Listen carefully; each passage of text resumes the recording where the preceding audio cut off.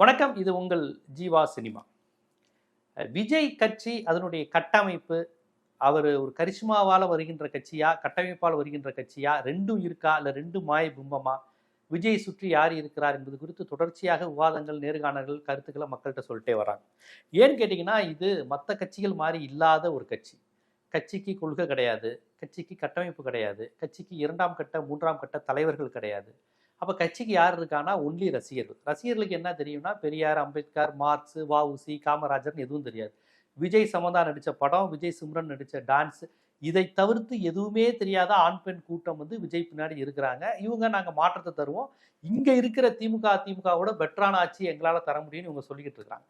அப்போ இந்த ஆபத்தை தான் இங்கே உள்ள மூத்த பத்திரிகையாளர்கள், ஜனநாயகவாதிகள் ரொம்ப பதறாங்க. தமிழ்நாடு ஒரு பீகாரா மாறிடுமோ, உத்தரப்பிரதேசமா மாறிடுமோ அப்படிங்கிற ஒரு பதட்டம் தமிழர்கள் மத்தியில், அறிவார்ந்த தமிழ் சமூகத்திடம், ஜனநாயக சிந்தனையாளர்களிடம் வந்திருக்கு. இப்போ அதை மீண்டும் மீண்டும் மெய்ப்பிக்கும் வண்ணம் அந்த விஷயங்கள் வருது. இப்போ வேற ஒன்றும் இல்லை, ஆதவ் அர்ஜுனா பற்றி அவங்களுடைய மச்சன் அவங்க மார்ட்டின் குடும்பத்திலேருந்து இப்போ சமீபத்தில் பேட்டி கொடுத்துருக்குறாங்க. அப்போ முழுக்க முழுக்க லாட்ரி பணம், அதிலிருந்து கிடைச்ச பங்கு, இதை வச்சு தான் இப்போ விஜய் கட்சிக்கு செலவழிக்கிறார்.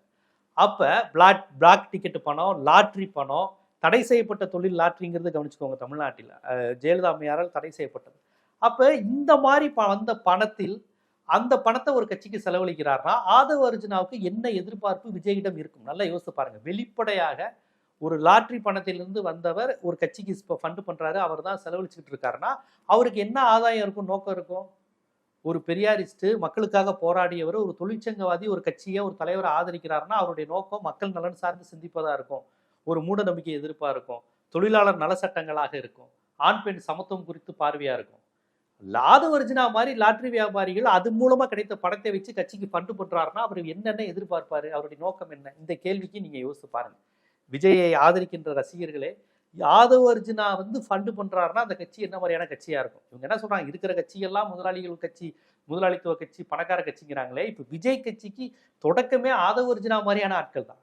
அதுவும் ஆதவ் அர்ஜுனா ஒரு அமாவாசை அப்படின்னு யாரு சொல்றாருன்னா அவங்க அந்த மார்ட்டின் குடும்பத்தை சேர்ந்த கொடுக்குறாங்க. யார் எந்த குடும்பம் அவருக்கு பொண்ணு கொடுத்ததோ அவங்களே சொல்றாங்க, இந்த ஆள் ஒரு அமாவாசைங்க, அமதிப்படை படத்தில் வரக்கூடிய அமாவாசை அப்படின்னு அவரே பதிவு செய்யறாரு. எல்லா ஊடகத்திலும் பேட்டி கொடுத்துருப்பாங்க, நீங்க பாப்பீங்க. அப்ப ஒருத்தர் கட்சி தொடங்கும் போதே அமாவாசையா இருக்கிறது, கால வாரி விடுவது, துரோகம் செய்யறது, பணத்தை அடிக்கிறது, இந்த நோக்கத்திற்காகவே ஒரு கட்சி ஆரம்பிக்கப்பட்டிருக்குன்னா அந்த கட்சி என்ன மாதிரியான கட்சியா இருக்கும்?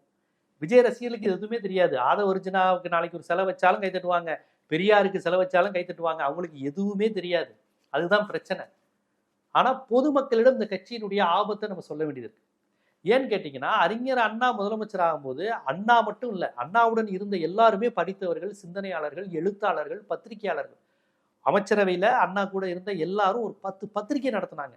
நம் நாடு நடத்திக்கிட்டு இருந்தாங்க. நம் நாடுன்னு ஒரு பத்திரிகை, முரசொலி, மரவன் முரசு, தமிழ் அப்படின்னு தமிழ்ல அவ்வளவு பத்திரிகைகள் வரும்.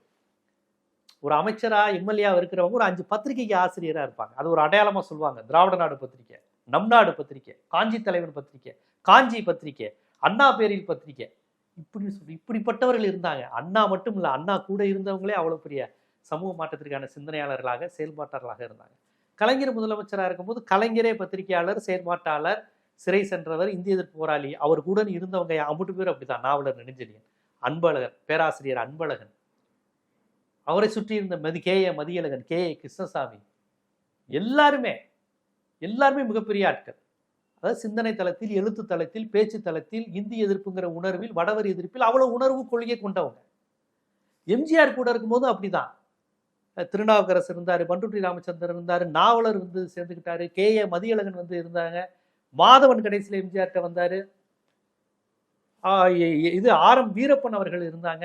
ஆரம் வீரப்பன்லாம் பெரியார்லேருந்து வந்தவர். அப்ப பெரிய எம்ஜிஆரை ஒரு திராவிட சித்தாந்தத்தில் வழி நடத்துவதற்கு இத்தனை பேர் இருந்தாங்க. விஜய் மாதிரி எம்ஜிஆர் சினிமால இருந்து அப்படியே பகுமானமா வரல. அவரை இந்திய எதிர்ப்புல இருந்து, இருமொழி கொள்கையிலிருந்து வழிநடத்த, செயல்படுத்த இத்தனை அறிவுஜீவிகள் இருந்தாங்க. அத்தனை பேரும் தனக்கு வேணும்னு நினைச்சார். விஜய் அவர்களே, உங்க கட்சியில நாவலர் மாதிரி, பேராசிரியர் மாதிரி, எம்ஜிஆர் வழிநடத்த இருந்த குழு மாதிரி, அண்ணா கூட இருந்த குழு மாதிரி, கலைஞர் கூட இருந்த குழு மாதிரி, ஏன் ஜெயலலிதா அம்மையார் கூட இருந்த குழு மாதிரி யாராவது இருக்காங்களா? ஒன்று தலைவனுக்கு விஷயம் தெரிஞ்சிருக்கணும், தலைவனோட இருக்கிறவங்களுக்கு விஷயம் தெரிஞ்சவங்களா இருக்கணும். உங்க கட்சியில தலைவருக்கு எதுவும் தெரியாதுங்கிறது தெரியும். ஏன்னா அவருக்கு பேசவே தெரியாது, 5 நிமிஷத்துக்குள்ள பேச மாட்டாரு, டாட்டா காமிச்சிட்டு இப்படி காமிச்சிட்டு வந்துருவாரு. கூட இருந்தவரெல்லாம் யாரு பார்த்தீங்கன்னா ஆதவ் அர்ஜுனா. புஷி ஆனந்த், அப்புறம் யார் ஜான் ஆரோக்கியசாமி, இந்த ஒரு படத்துல கில்லி படத்துல அந்த விஜய் அப்பா சொல்லுவாரு கொக்கி குமார், ஒட்டேரி நரி, என்ன பேரு அப்படிங்குவாங்க. அது மாதிரி கூட இருக்கிறவங்களாம் அந்த லிஸ்டா இருக்கிறாங்க. அப்ப இந்த கட்சி தலைவன் மீது நமக்கு நம்பிக்கை வர மாட்டேங்குது, கட்டமைப்பின் மீது நம்பிக்கை வர மாட்டேங்குது, கூட இருக்க இரண்டாம் கட்ட தலைவர்கள் மீது நம்பிக்கை வர மாட்டேங்குது. இது மூணுமே இல்லாத போது எப்படி அந்த கட்சியின் மீது மக்களுக்கு நம்பிக்கை வரும்? ஒரு அறிவார்ந்த சமூகத்துக்கு, ஜனநாயக சக்திகளுக்கு இந்த கட்சி ஆபத்துங்கிற உணர்வு ஏன் புரியுதுங்களா? ஆதவர்ஜுனா யாருன்னு பொண்ணு கொடுத்தவங்க, அவங்க மாமனாரு மச்சினை எல்லாருமே ஆதவர்ஜுனா ஒரு அமாவாசைங்கிறாங்க. ஒரு லாட்ரி பேர் வழி அந்த படத்தை வச்சு ஏமாத்துறாருன்னு வேற யாரும் சொல்லல. ஆதவ அர்ஜுனாவுடைய ஃபேமிலி, அவங்க மச்சினை, அவங்க மாமனார் எல்லாருமே சொல்றாங்க எங்க ஃபேமிலியே தெரியாதனமா நடந்துருச்சுங்கன்னு ஒரு பேட்டி கொடுத்துட்டு இருக்காரு. நான் ஒன்றும் கற்பனையா பேசுறேன், எல்லா சேனலையும் போய் பாருங்க. இப்பேற்பட்ட நபர் தான் அந்த கட்சியை வழி நடத்துறாருன்னா அந்த கட்சி எப்படி இருக்குன்னு பாருங்க, அவருடைய ஹிஸ்டரி என்னவா இருக்குன்னு பாருங்க. அப்ப திருப்பி தமிழ்நாட்டில் லாட்டரியை கொண்டு வர்றது, சுரண்டல் லாட்டரியை கொண்டு வர்றது, இதுதான் விஜய் கட்சியினுடைய நோக்கமா? அப்ப இவர்கள் கூட அது சரி, கட்சி தொண்டர்களாவது எப்படி இருக்கிறாங்க? எங்க தலைவர் படத்தை ரிப்பீட் போடணும், ஒன்ஸ் மோர் போடணும், போடல இந்த ஸ்டாலின் கவர்மெண்ட்டை எச்சரிக்கிறேன் அப்படிங்கிறா. என்ன பாட்டு? அந்த அவங்க படத்துல வந்து ஃபர்ஸ்ட் சிங்கிள் பாட்டு ரிலீஸ் தியேட்டர்ல போட்டிருக்காங்க, அதை திருப்பி ஒன்ஸ் மோர் போடணுமா, இல்லாட்டி தியேட்டர் அடிச்சு நொறுக்கிடுவாங்களாம். ஏற்கனவே ரோஹிணி தியேட்டர் அடிச்சு நொறுக்கின கூட்டம் தான். ஸோ தொண்டர்கள் ரவுடிகளாகவும் லும்பன்களாகவும் அரசியல் அறிவற்ற உதிரிகளாக இருக்கிறாங்க. இரண்டாம் கட்ட தலைவர்கள் முழுக்க லும்பன்ஸாகவும் லாட்ரி சீட்டு விற்பவர்களாகவும் அவங்க சொந்த குடும்பத்தாலே வெறுத்து ஒதுக்கப்படுகிற, சொந்த குடும்பத்தாலே இவங்க வந்து ஃப்ராடுங்க, ஏமாற்று பேர் வழின்னு சொல்லக்கூடிய நபராக இருக்கிறாங்க. அப்புறம் எந்த அடிப்படையிலங்க இந்த கட்சியும் இல்லை, கட்டமைப்பும் இல்லை, தலைவருக்கும் அரசியல் தெரியாது, இரண்டாம் கட்ட தலைவருக்கும் தெரியாது, தொண்டர்கள் ரசிகர்கள்லாம் எப்படி இருக்கிறாங்க? பாட்டுக்கு ஒன்ஸ்மார் போகலன்னா தேட்டர் அடிச்சு நொறுக்குவோங்கிறாங்க. அது மட்டும் இல்லாமல் ஒருத்தன் கேட்குறான், ஸ்டாலினுக்கு வந்து விஜய் மாதிரி டான்ஸ் ஆட தெரியுமாங்கிறான் அந்த பாட்டை, சிங்கிள் பாட்டை போட்டு. அப்ப என்ன மாதிரியான கூட்டம் விஜய் பின்னால் திரண்டு இருக்கிறது, அது கட்சி என்ன மாதிரியான கட்சி அப்படிங்கிறத மீண்டும் மீண்டும் சொல்லணும். ஏன்னா ஒரு கட்சியை எந்த மாதிரி நபர்களை ஆதரிக்கிறாங்கன்னு பார்க்கணும் இல்லையா? இப்ப கமலஹாசன் கட்சியில கமலஹாசனுடைய தத்துவம் வலதுசாரி தத்துவம் நான் சொல்லிட்டு இருந்தேன். ஆனா அவர் கூட இருந்த ஞானசம்பந்தன் ஒரு பட்டிமன்ற பேச்சாளர், ஒரு இலக்கிய ஆர்வலர், பெரியாரிஸ்ட் சௌரிராஜன் போன்றவர்கள் உள்ள இருந்தாங்க. கம்யூனிஸ்டா இருந்த இவரு நம்ம பாரதி கிருஷ்ணன் கூட இருந்தாங்க. இப்போ ஒருத்தரும் இல்லை, எல்லாரும் போய் ஓடிட்டாங்க அவர் பக்கத்துல. குறைந்தபட்சம் ஒரு இன்டலெக்சுவல் லுக்காது கமலஹாசனுக்கு இருந்தது. உண்மையோ பொய்யோ, ஒரு எழுத்தாளர்கள் அறிவுஜீவிகள்லாம் கமலஹாசன் பக்கம் இருக்கிறாங்கன்னாங்க. அவரே தோத்து போயிட்டாரு. பலர் இப்ப இல்லை, எல்லாரும் போயிட்டாங்க, இருக்க முடியாம. பழகரப்பியா கூட இருந்துட்டு போயிட்டாரு.